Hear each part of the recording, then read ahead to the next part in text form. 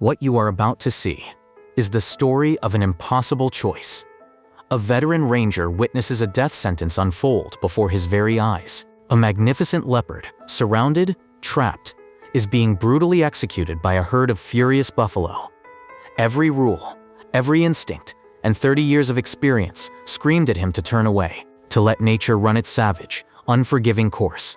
But what he did next, in a moment that would define his entire life, would break every law of the wild. This is that story. The afternoon sun. It was a heavy orange weight in the sky, baking the dry, cracked earth below. Arthur Jensen, his face a living roadmap of decades spent under the African sun, drove his trusty old Land Rover. He followed a familiar dirt track, a path he knew like the back of his own hand. The gentle, steady hum of the engine was the only sound, a peaceful rhythm, in a world that was anything but peaceful. With over 30 long years of experience, Arthur could read the bush. He could read it like a favorite book. He knew the secrets hidden within the whistling thorn trees, and he understood the subtle language of the distant jackal cries. But the sound that came next, it ripped through the calm and tore it to shreds. It was not a sound of the hunt. No, this was the sound of a war, a deep, guttural roaring, horribly mixed with high-pitched snorts of pure, unbridled rage. Arthur slammed on the brakes.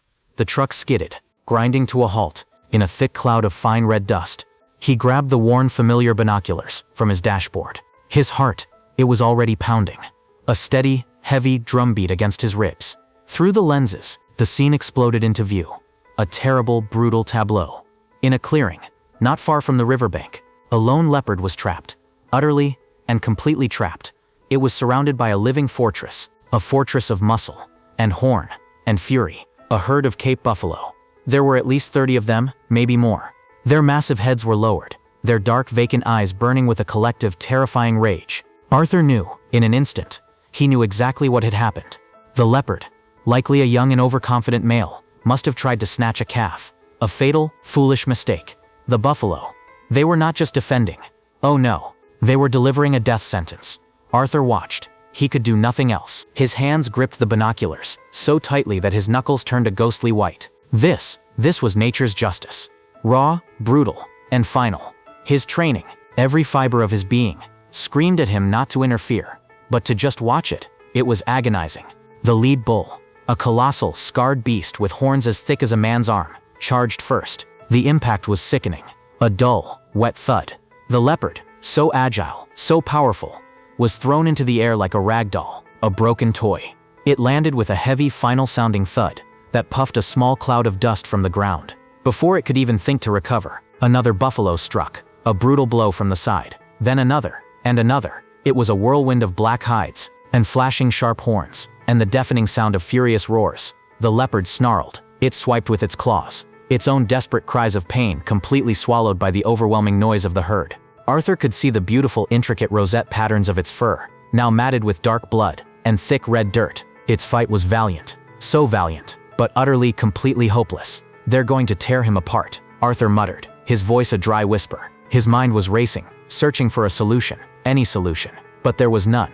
He was just one man, against thousands of pounds of enraged buffalo, firing a warning shot that might only make them more aggressive, more determined. Driving the truck closer, that would be suicide, plain and simple. He was powerless, a mere spectator, to a savage, merciless execution. The leopard was weakening. He could see it clearly now. Its movements, once so fluid, were becoming slower, more desperate. The end. It seemed inevitable, and horribly imminent. Just as Arthur believed it was all over, the herd's strategy changed. As if guided by a single vengeful mind, they began to push. With a coordinated, unstoppable shove, they drove the battered, broken leopard towards the river's edge. The lead bull, he delivered one final, powerful blow. The leopard was launched sideways, its body cartwheeling limply through the air, before it crashed into the deep, murky water of the Sabi River, with a huge, echoing splash. For a long moment, the buffalo simply stood at the edge. They watched the spot where the leopard had vanished. Their duty done, their terrible revenge complete. Then, as one, they turned, and they began to move away, their heavy hooves thudding against the earth, until they were swallowed by the bush, and were gone. Silence descended. A heavy, profound silence. The river's surface slowly settled, the ripples fading into stillness. There was no sign of the leopard, none. Arthur kept his binoculars fixed on the water, his breath held tight and painful in his chest. A minute passed. It felt like an eternity. Then two. Still, nothing. The leopard was either dead from its terrible injuries, or it had drowned, dragged down by the slow, heavy current. A deep sense of sorrow washed over Arthur. He had witnessed a life, a beautiful life, extinguished. He was about to lower his binoculars, to accept the grim reality, when he saw it. A tiny, almost imperceptible stream of bubbles, breaking the surface. Life. It was still fighting. In that single instant, protocol, and training, and rules, they all vanished. All that remained was a man, and a dying creature. Not on my watch, Arthur whispered, the words firm, resolute. He threw the truck into gear, racing to the riverbank. He didn't hesitate, not for a second. Grabbing a heavy rope from the back of the truck, he plunged into the surprisingly cold water. The mud, it was thick, and deep, and unforgiving.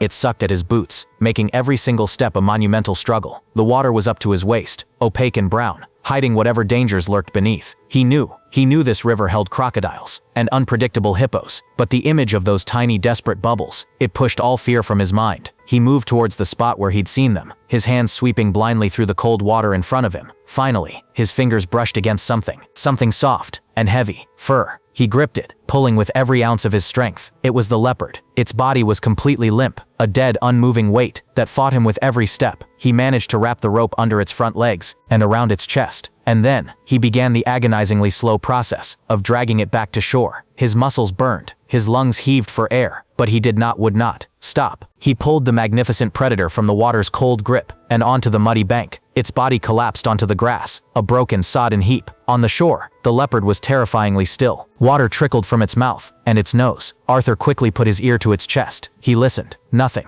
Absolutely nothing. No breath, no heartbeat. For one devastating second, he thought he was too late, but he refused. He simply refused to give up. He straddled the leopard's body, placed his interlocked hands on its solid ribcage, and began to perform CPR. It was a desperate, almost absurd sight. A man trying to will one of Africa's deadliest predators back to life. "Come on, you fighter," he grunted, pushing down with a steady, desperate rhythm. "You survived the buffalo. You can survive this. Breathe. Just breathe. One press, 2, 3, 4. He poured all of his energy, all of his hope, into each and every compression. Minutes felt like hours. His arms ached. A deep, burning pain. Sweat dripped from his brow and mixed with the river water on his face. He was on the verge of giving up, of accepting defeat, when he felt it. A tiny, weak flutter beneath his palms. He stopped. He pressed his ear to the chest again, listening, praying. A faint, slow heartbeat. Thump, thump. And then, a shudder ran through the leopard's entire body. It coughed, a violent, racking cough, spewing a lungful of river water. And then came a breath. A weak, ragged, beautiful breath. The leopard was alive. Arthur sat back on his heels, gasping for air himself, as a wave of pure, unadulterated relief washed over him. The fight wasn't over. But the first, most important battle had been won. Arthur quickly, his hands shaking slightly, radioed for the veterinary team. As he waited, he covered the leopard with a blanket from his truck. His eyes scanned its battered body. It was covered in deep gashes and dark bruises, but it was breathing steadily. The leopard's eyes fluttered open. They were glazed and confused. For one brief, unforgettable moment, its gaze met Arthur's. There was no aggression in it, not a trace. Only a deep, profound exhaustion. When the vet team finally arrived and took over, expertly sedating the animal for safe transport, Arthur stepped back. He watched them carefully load the leopard onto the truck, knowing that it now had a real chance, a fighting chance. Later that night, at the quiet rehabilitation center, he watched the vet stitch up the worst of the wounds. The prognosis was cautious, but hopeful. Driving home, under a vast sky filled with a billion stars, Arthur Jensen felt a profound sense of purpose. He had broken the rules today. Yes, he had interfered with the harsh, unforgiving justice of the wild. But as he remembered that faint, fragile heartbeat returning under his hands, he knew he wouldn't have changed a single thing. He had given a magnificent creature a second chance, a promise of a new dawn.